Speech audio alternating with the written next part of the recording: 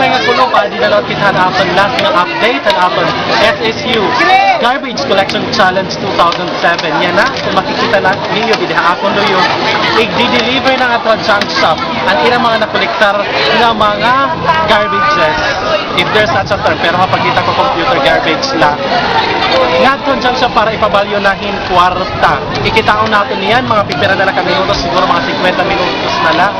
Magtitikang lang aton closing ceremonies and awarding ceremonies kung itatagan natin din awards and teams nga makukonsider natin nga mag-open performance. So an award nila magiging best team, most money earned para lang to ang team nga may pinakadamang kwarta nga nakuha, and best advocacy message. Magkikita lang ito natin yan awarding ceremony kay before mag-award magpresent ang hiratira advocacy message. So apang katapusan, bantayin niyo kung yun nagdao.